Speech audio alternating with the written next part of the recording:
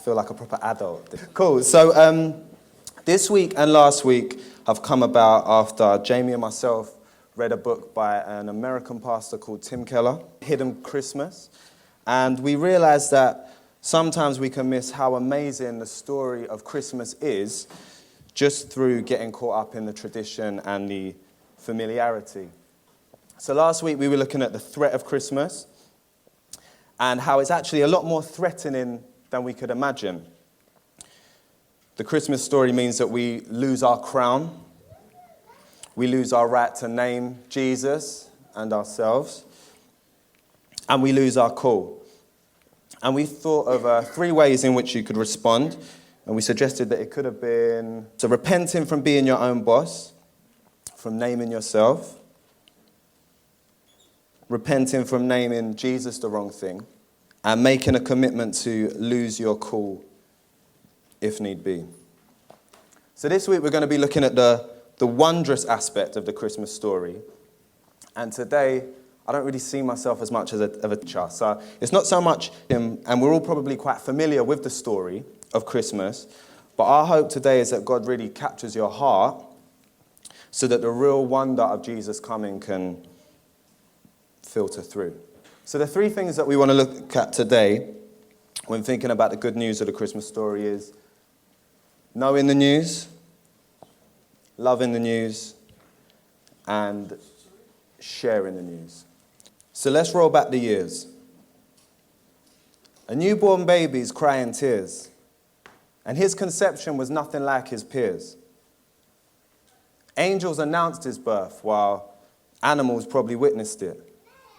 That's a strange image to try and conjure up in your head, isn't it?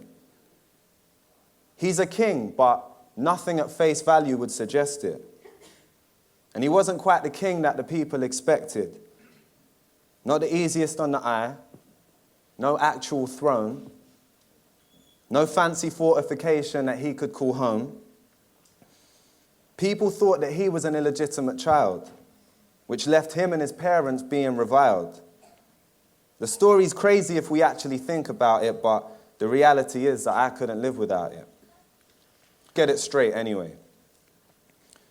So Mary was a virgin, and she became pregnant through an angel appearing and telling her that the Holy Spirit will come upon her and the Most High will overshadow her. That's a tough one to get your head around. And Mary was confused too, but it happened anyhow. Now she's engaged to Joseph. Imagine having to explain that to him. There's a bunch of cultural issues that arise too, which we'll try and explain, but right now I don't have the time to. So Joseph struggles to believe her, but still he doesn't leave her. Then an angel appears in his dream telling him that it's true. And if I was him, I'd find that pretty convincing too. So fast forward a little bit and Jesus is born. But what's the big deal? Why did he need to be formed? Was it just a good story that we could say, that's nice, ain't it? My answer is no, because his birth was life-changing. So we were on this planet doing stupid and dangerous stuff, and we couldn't get to God, so he came to us. And Jesus is the one who made the way for us. This isn't something I'm making up. It's real. Christmas marks the beginning of the reconciliation between us and God. See, I've done a lot of bad things, but Jesus had done no wrong. And still he let us put all of our sin onto him so we could be right with God again. And the Christmas story is where that begins. So the first thing I want to think about is knowing the news.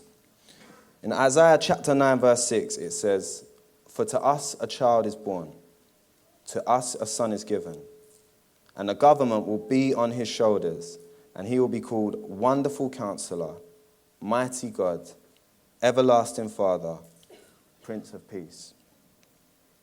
There's a lot in just that one verse about who Jesus is, but what I want to do is focus on the last bit, the Prince of Peace. And peace is something that I've been thinking about a lot, and it's kind of a word that obviously everyone knows, everyone has an idea of it, but I've been really thinking, what actually is peace? Like, what does that actually mean? And in English, the word peace can bring up quite a passive picture. perhaps suggesting just the absence of unrest and hostility or being free from internal or external strife. And peace definitely encompasses those things, but God's peace is a lot larger than that, and it means to be complete. And Christmas can often end up being a time where we might feel incomplete, either through feeling lonely or through feeling as if it's a chance where we can get that present that will just make us feel so much better, bring an element of completeness to us. And it's kind of the way in which the economy works, because if we felt complete, we wouldn't really want anything for Christmas, would we? So this model is being perpetuated of kind of feeling incomplete and discontent around this time at Christmas. And as consumers, we're made to continually feel that discontent or that unhappiness. And the subliminal message that we're being sent is, you're incomplete, but get this new gadget, you'll be complete. Get them new trainers or that new computer game, you'll be complete. Or try this new diet or this new activity, or get into this relationship and that will bring about some completeness. Now, I don't want a show of hands, all right? I repeat, I don't want a show of hands. But I just want you to have a think about some of these following things. So maybe you felt like if you just had that new gadget, like I said, a new phone, maybe some new Air Max trainers, new computer game, I'm too old to play computer games, whatever it is, something, maybe it would just complete you. I wonder if you've ever felt like that. Or would you just feel so much better if you got that job that you wanted? It would have just, life would be so much more complete. Or you'd be so much happier if you were married. Or, and I don't want any hands, you might feel so much happier if you weren't married. I don't know. And maybe, if one of those things above happened to you, then you'd feel better for a while. But it can't bring about that completeness that Jesus, the Prince of Peace, brings. John 14:27, this is Jesus talking. He says, "Peace I leave with you, my peace I give you. I do not give to you as the world gives. Do not let your hearts be troubled, and do not be afraid." I love that verse. I think it's just amazing. I think the true gift of Christmas is that Jesus was born to bring that peace that he's talking about. Meaning we wouldn't need any of these other things to complete us. No relationship, no product, nothing. And when I think back on my life, I can think of loads of times where I've tried to find that thing that would complete me. And I was thinking back to a few years ago when I had this song that was doing really well. It was called Talk to Me, and it was being played on the radio. It was doing all the right things. And we got to a point where we realized it was going to make it into the official chart. And I remember I was in the studio on the day that it's a Friday that you find out the final results. And I was in the studio, and my manager rang me, and he was like, "Congratulations, man. We got a top 20. We got a top 20. And I was like, "Oh, sick. What number? What number?" And he's like, "Number 19. Just scraped it. And I remember I felt disappointed. Now, if you'd have told me 5 years ago that I would have a top 20 or a top 40 or a top 100 or anything, I would have taken it. And I haven't been close to the top 20 since. But I felt disappointed. And the reason I felt disappointed was because you get it's the worst. You get these midweek updates. And it's not really midweek. You just get an update every day of what position you're in. So after day 2, I was number 2, right? And I would have been number 1 if Sam Smith hadn't decided to release the James Bond theme tune or something. So it was like, "Oh, we're number 2. And then everyone at my record label was well excited. They started putting loads of money into promotion. And then the week went on. And then it was like, "All right, we're number 5. I was like, "All right." Then we're number 9. And then as the week, so we just got in. And I felt disappointed. And the reason I felt disappointed because at number 19 didn't change my life. Look, I'm still here. So, but I thought a number 2, that will, if I had a top 3, that puts me in a whole different conversation. I thought it would bring about that completeness. The reality is, though, I reckon if I got, say, a top 3, I would have been like, "Well, it's not a number 1, is it?" And then if I got a number 1, I probably would have been like, "Well, now the next song's got to be number 1. And I realized through that whole thing, I was looking for this music for my job, for my status or something to validate me as a person. And this idea, this truth that Jesus is the Prince of Peace, that eradicates all that rubbish that I was trying to find. Is Raphael about? I wanted to share, we're going to have a little testimony, just to give you another example of how real this stuff is. Because we can often end up thinking, yeah, it's a cute little baby, whatever, born 2,000 years ago. What does it mean for me? But just wanted to have a little chat with Raphael, if I can. So Raphael, you've been coming to church here for nearly 6 months. Yeah. What would you say your experience of Christianity was before coming? Well, first of all, bruv, you never too old to play video games, man. So, background story. I was christened a Catholic, raised in the Methodist church. Used to go Sunday school, that kind of stuff. Was put on the church council and all that. Voice of the youth, they called me. Don't really know what that means, but yeah. But certain things happened in my life. I had to grow up quickly and stuff like that, you know. And I fell away from Christianity. And I had a conversation with Reverend James. Reverend James said to me, Raphael, how can we bring more youth into the church? And I said to him, well, you kind of need to listen to the youth that are in the church right now, because they've been saying for years they want to have a youth club. You know, the ripple effect. They bring their friends bring their friends, etc., blah, blah, blah. And Reverend James says to me, and I couldn't believe it when he said this, to be honest, he said to me, yeah, but we don't want to attract the wrong sort. Right. And I'm looking at him like, you're a man of God, yeah? Okay. So, fell away from Christianity, spent about 15 years doing all type of nonsense, all type of foolishness. Cool.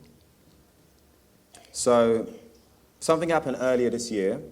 Mm-hmm. So about 15 years you haven't been coming to church, around that period of time. Something happened earlier this year that made you feel like giving church a try again. Mm-hmm. So I moved to Chadwell Heath in January. I used to live in Edmonton. If any of you don't know anything about Edmonton and Tottenham, it's not a nice place to grow up, to be honest. It's really not. That's not the point we're making, but yeah. Yeah. In my Chadwell Heath moments, like a sort of Fresh Prince of Bel-Air moment, you know what I mean? So you asked your uncles if you could come to church again? Yeah. Who are your uncles, just for those that know? My Uncle Tony and my Uncle Robert, the Calderas, basically. Yeah. They never asked me. I just kind of got this sort of, I can't really describe why, but I was just like, can I come to church with you guys one Sunday? Well, you actually said as well that you saw something different about your family members that were going to church. Yeah, so obviously where I'm in Chadwell Heath, we all live like 5 minutes from each other. So I spent more time with them and I started to realise, you know what? The little time that I spent with them before and all the time I'm spending with them now, there's something different about them, you know what I mean? There's something that I couldn't put my finger on. Cool. So, how did you find church when you started coming along? I'm not going to lie, I wasn't sold. You know, I thought you all had a great community here and everything, and, you know, John knows some stuff, you know what I mean? But I still had like a barrier up, you know, the whole giving God a try, you know what I mean? Having a relationship with him, it wasn't there, I wasn't ready, you know what I mean? Yeah. So you said you carried on coming, it became a bit of a force of habit. Yeah. And so let's fast forward now to a few weeks ago. So you've been coming for about 6 months. Could you describe what happened a few weeks ago? All right, so I started noticing things like, you know, the Friday before things changed, I was going to go and do some stupidness I shouldn't have been doing. And I don't think it's a coincidence that I happened to see my dad at Liverpool Street. We had a good conversation and that, and then I went home. And then on the way home, I get a text from my mum saying that my sisters really miss me and that. So I was like, I look up there and I'm like, using my family, yeah? You know what buttons to push, innit? So Saturday, a few weeks ago, I'm reading the book that the Alpha Course is based on. What's it called? That's it, yeah. Questions. Something like that. It's a good book. Yeah. So good I remembered the title. So you're reading that book? Yeah, I'm reading that book. I read it cover to cover, actually. My Auntie Pam gave it to me. And I picked up my Bible. I read something from, I think it was Ephesians 5 or 6, one of them anyway. That's not important. Anyways, I just got this urge.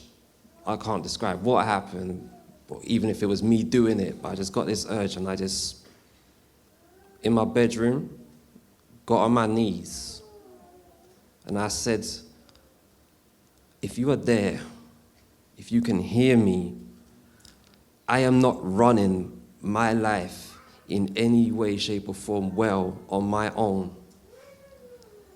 So if you're there, I'm broken. Help me. And I confessed everything I ever did. Every sin upon sin upon sin, everything. And I'm crying hysterically, and to be honest, I don't cry. The only time I ever cry, on cue every time, is at the end of Rocky 2. Every time. Cool. So it sounds like you met with God in a really powerful and a new way. Mm-hmm. So that was a few weeks ago. How have things been since then? Well, when it happened, after all the crying, I heard it. It was subtle. I thought it was going to sound like Morgan Freeman or something. It was subtle, but all I heard was, I forgive you, you're forgiven. And yeah, since then, my life's been sweet. It's simple. I'm just content, peaceful, you know what I mean? I just think to myself in every situation, every person I speak to, anything, I think to myself, and when I say my prayers in the morning and the evening, first of all, praying for my family, who I actually want to say to them, do you know what? Thank you for bringing me here, honestly. From the bottom of my heart, thank you. I ask God for the strength and the power to glorify his name in my thoughts, in my words, and my actions. And since then, I ain't gonna lie, it's hard, being a Christian. You remember me talk about losing your cool? Yeah. But yeah, since then my life is sweet, man. Just thinking every situation, am I glorifying God? When I'm talking to a girl, am I glorifying God? Which is hard sometimes. But yeah, that's me now, man. Can we make some noise for Raphael? That's amazing, isn't it? And that's the outworking of Jesus coming to earth. Yeah? 2,000 plus years on, people like Raphael are still encountering this Jesus that's come to make peace. That's good news. That is good news. He's come to see that the world's different because of what Jesus has done. I found that pretty convincing, but maybe you're sitting there thinking, do you know what? I'm a pretty peaceful person. This doesn't really apply to me. But whether you like it or not, you were at war with God. So this is a pretty powerful couple of verses. This is Colossians chapter 1, verses 21 to 22. And it says, once you were alienated from God, and you were enemies in your minds because of your evil behavior. But now he has reconciled you by Christ's physical body through death to present you holy in his sight, without blemish and free from accusation. That's so important. This is what we're celebrating. We were isolated. We were cut off from God. We couldn't get there if we tried. But Emmanuel came to us, meaning that God and sinner, that's us, we're reconciled. And that has life-changing implications, just like we've just heard. No other religion offers that concept of God coming to us. And just imagine what it would look like if that was what Christmas was really celebrated for. Instead of being this just commercial event, we're actually celebrating that God and man are reconciled. Now, I want to make it clear that if this story is true, then we have to respond to it. Because it's good news. It's not good advice. Because advice, that's counsel about what you must do. Whereas news, That's a report about what's already been done. Advice urges you to make something happen. News urges you to recognize that something has happened and you have to respond to it. Advice says it's all up to you to act. News says someone else has acted, right? So let's say there's an invading army coming towards a town. What does that town need? They need advice. They need military advisors. Someone to explain where to build the trenches, where to put the marksmen, where do the tanks go. But if a great king intercepts and defeats that invading army, what does that town now need? It doesn't need military advisors anymore. It needs messengers. And the messengers, they're not going to say, here's what you have to do. Actually, what they're going to be saying is, stop running, stop building your fortifications, stop trying to save yourselves. The king has saved you. Something has been done, and it changes everything. So this can't just be something that we might want to add to our current belief systems. It's an event that did happen, and because it happened, it's transformed the way of the world. It's good news to all people, no matter of their opinion, their persuasion. We were all separated from God. We couldn't get to him, so he came to us. We can often think, well, some people really need God, like they're in a bad way, but not me. I'm all right. I'm middle class. I've got good manners. The world ain't treating me too badly. I'm not a bad person.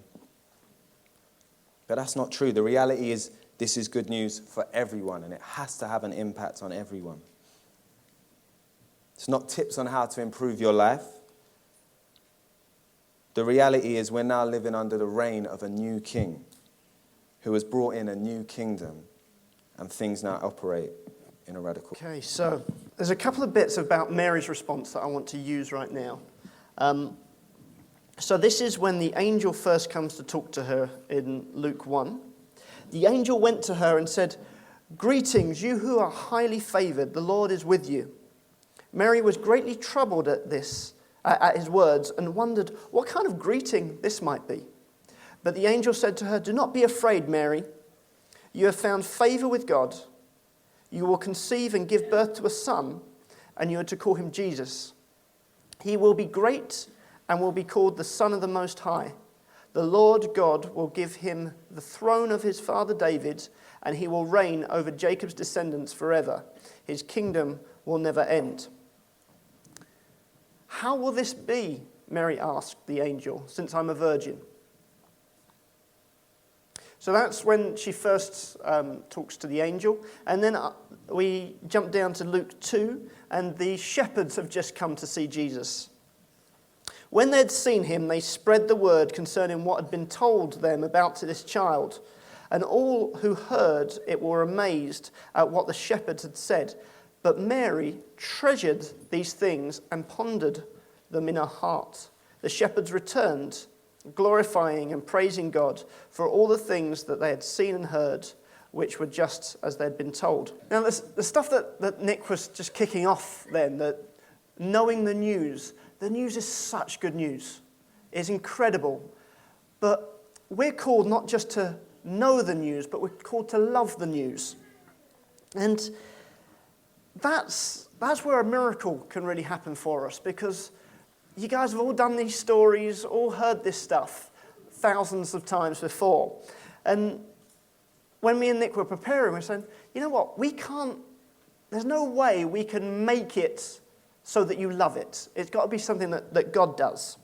And there's some things that we see in the Bible are some things that we can do to facilitate or make ourselves open to what God does. And we see it in Mary's reaction. So the first thing she does is she wonders. So Mary was greatly troubled at his word and wondered what kind of greeting this might be. And you see that further reflected further down in that bit of scripture when she asks the angel, "How can this be?" Now that's a very key question within the whole idea of wondering. Because to wonder actually means to make an audit. It's an accounting term. You add things up. You weigh them. There's a kind of a rational thought that goes into it. How can this be? Is a very good question. Because we're not expected to just swallow stuff without thinking about it. She doubted. She questioned. She used reasoning. She asked questions. This is what opened the doorway to faith. So the Bible actually welcomes doubts and questions. But there's two different types of doubt. There's the doubt that seeks answers, and the doubt that acts as a defense against possible answers. You can use doubt to try and stay in control. But there should be a sense to which this stuff is hard to get your head around. Tim Keller says, if you have never stood and looked at the gospel and found it ridiculous, impossible, inconceivable, I don't think you have really understood it. There should be a, really? How? How was that possible? How did that work? Because God uses those questions to open the doorway of faith, which causes a whole response to it, not just knowing in our head, but a believing in our hearts also. When Mary's talking to the angel, she says, I am the Lord's servant, may your word be fulfilled to me. The context of that quote, it's almost like, all right, if you say it, I'm going along with it, but I'm aware of what this is going to cost me. This is hard for me to swallow. After she meets Elizabeth, her cousin, we agreed, right, last time? She meets Elizabeth, and you remember baby John the Baptist jumps in the womb, and Elizabeth starts prophesying, saying, how blessed am I that the mother of the Lord has come to see me. That was the confirmation that then Mary sings this song. And in that song it includes, my soul glorifies the Lord, and my spirit rejoices in my Saviour, for he has been mindful of the humble state of his servant. From now on all generations will call me blessed. There was a total response at this point. There was a building up of pressure with the facts that she was reasoning with, but there's something that touched her soul at that point as she chose to wonder. She's not merely faithfully submitting, it's got to move from the head to the heart. And it involved her whole self. It was bubbling up. She couldn't keep it down.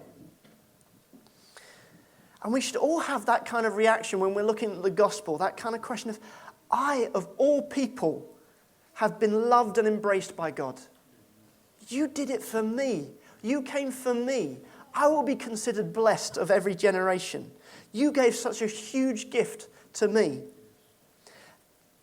That's the pattern of wondering. She also pondered. And that's kind of asking the question, how does this fit? What is the context to this? And that's what pondering means. It means putting something into context and connecting it with other things, to think it out. So when you get a word, well, what does this word mean? How does that fit with other things that I already know? How does it fit with the word of the Bible? How does it fit with prophetic words? How do those things build on each other?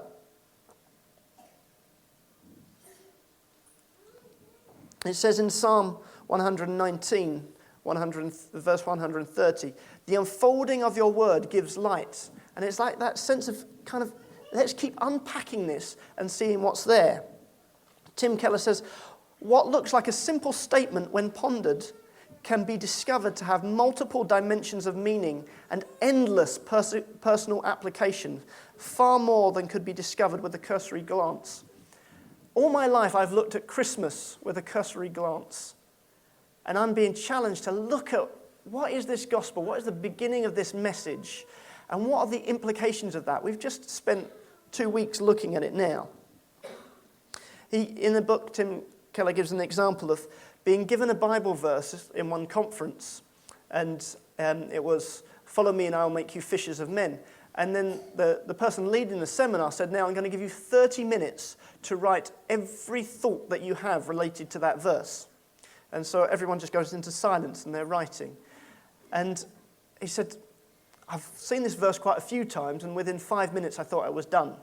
But then I looked up and realized everyone else was still working, so it kept on going and kept on going.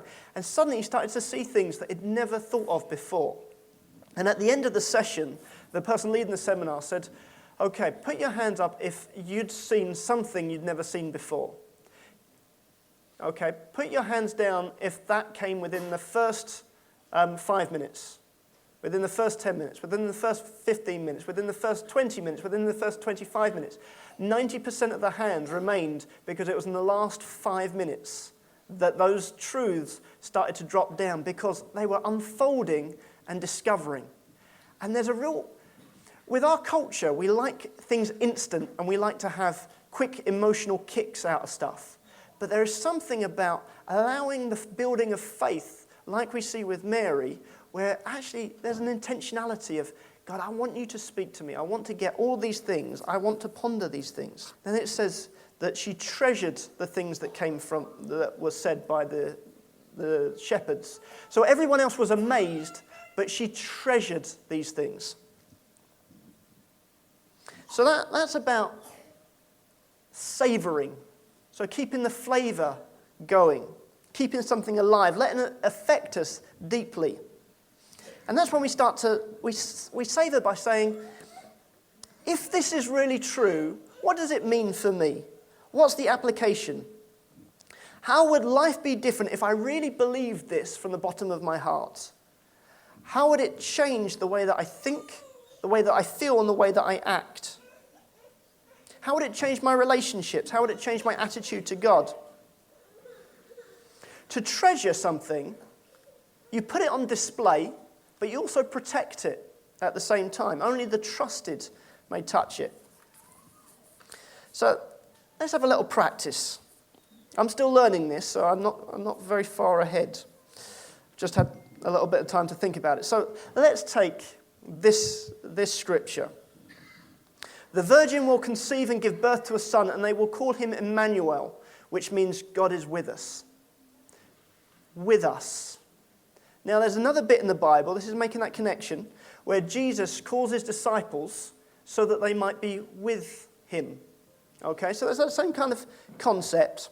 So what do we then see Jesus doing with his disciples? Well, his presence is with them. They're conversing together. They're learning together. They're having his comfort around them at all times. It's about bringing the possibility of relationship with God and actualizing it. The God that was unapproachable before can be known and loved. Let's build on that a little bit more. So the Word became flesh and made dwelling amongst us. We see his glory, the glory of the one and only Son, who came from the Father, full of grace and truth. The Son is the image of the invisible God, the firstborn of all creation. Okay, so we're getting this idea that what couldn't have been seen was going to be seen. Well, I'm still looking from this side of history. It doesn't really, I'm not getting the full impact. But when we jump backwards and we see Moses said to God, "Let me see your glory. Let me see you." To which God replied, so God's going to pass before him, but he's going to cover him with his hand, and you will see my back, but my face must not be seen. If Moses was here, if he was part of the Christmas story, what would he have been saying? You what? You get to see him? That was the very thing I was denied when I asked for it. You're going to get to see him face to face? You're going to get to relate to him like that? I wanted that. I looked forward to that. But that is now possible for us. The experience that Raphael had, that's now possible. Why are you not more excited? This is available to us. That's what Moses would be saying to us. You see, God wrote himself into the story. C.S. Lewis, how could Hamlet ever find Shakespeare? Could he look for him by going into the attic of his castle? How would he ever know what he's like? And he said, the only way that Hamlet would ever know what Shakespeare is like is if Shakespeare wrote about himself into the story that Hamlet was in. Christmas is when God wrote himself into our story, so we could see him, so we could witness him, so we could be part of life with him. Christmas is about a loving God who came to share in the human condition so that he could live the life we should have lived and died the death we should have died. And he was glad to do it. The more we chew on this stuff, the more we open ourselves to God bringing fire into our heart and loving the message. What are the implications for my life if I truly let this stuff in? So sharing the news. And maybe some of us in here feel like, well,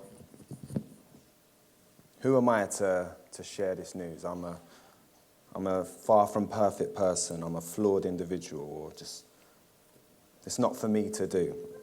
So I want to look at a few things about Jesus just around that. So the first thing I want to do is look at the genealogy. So I haven't got it on here because I'm not very prepared. But in the beginning of Matthew, there's a long list of Jesus' family tree, basically, starting from Abraham, Matthew chapter 1. And it goes all the way through how we got from Abraham to Jesus. It's a genealogy. And in those days, a genealogy was kind of like your CV. It was your family, your pedigree, the people that you were connected to that constituted your CV. So your genealogy was your way of saying to the world, this is who I am.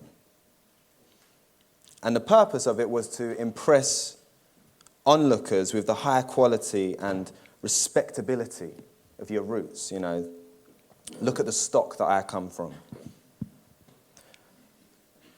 So you'd imagine that Jesus' genealogy would almost be a little something like this. That's how a king should arrive, you know. That's kind of what I imagine. And that's what the genealogy was for. When we look at Herod, it was believed that he doctored his genealogy to make him look more impressive, to kind of get rid of the not so impressive people in his family tree. But Jesus' genealogy is pretty different.